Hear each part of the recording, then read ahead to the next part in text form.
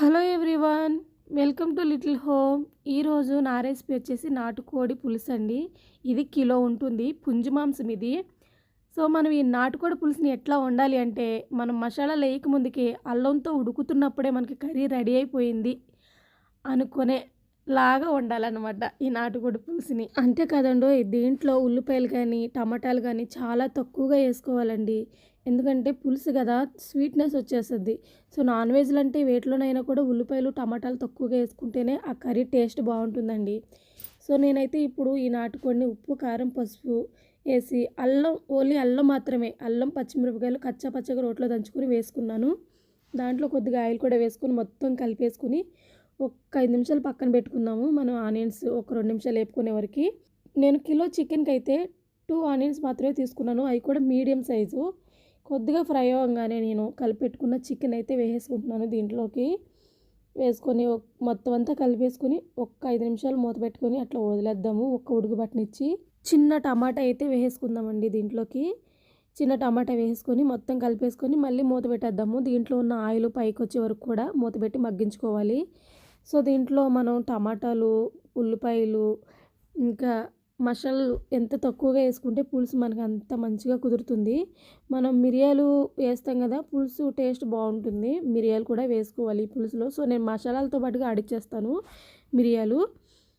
మనం చికెన్ని ఇట్లా ఆయిల్లో ఫ్రై చేస్తున్నప్పుడే ఉప్పు వేసేసుకోవాలి. ఉప్పుతోటి ఉడికినప్పుడే కర్రీ మనకి టేస్ట్గా ఉంటుంది.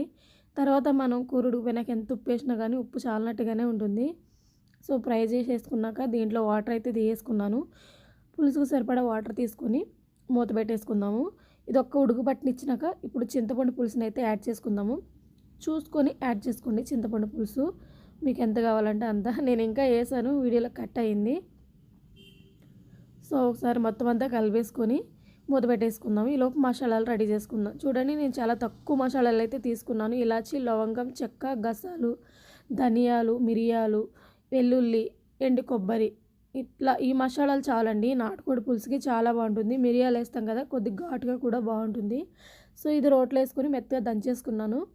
ఇప్పుడు కూర కొద్దిగా దగ్గర పడ్డాక ఇందులో మనం దంచి పెట్టుకున్న మసాలా కూడా వేసుకొని కొద్దిగా కొత్తిమీర కూడా వేసుకొని ఒక్క 10 నిమిషాలన్నా 5 నిమిషాలన్నా మూత పెట్టేసుకొని దాన్ని అట్లా వదిలేద్దాము. ఈ మసాలా అనేది చికెన్కి పడుతుంది.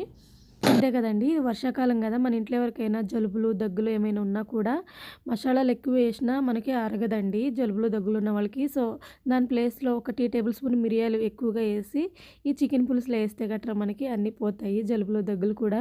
సింపుల్గా చేసినప్పుడే రెసిపీస్ చాలా టేస్ట్గా కుదురుతాయి కదా, మీకు కూడా తెలిసిందే కదా.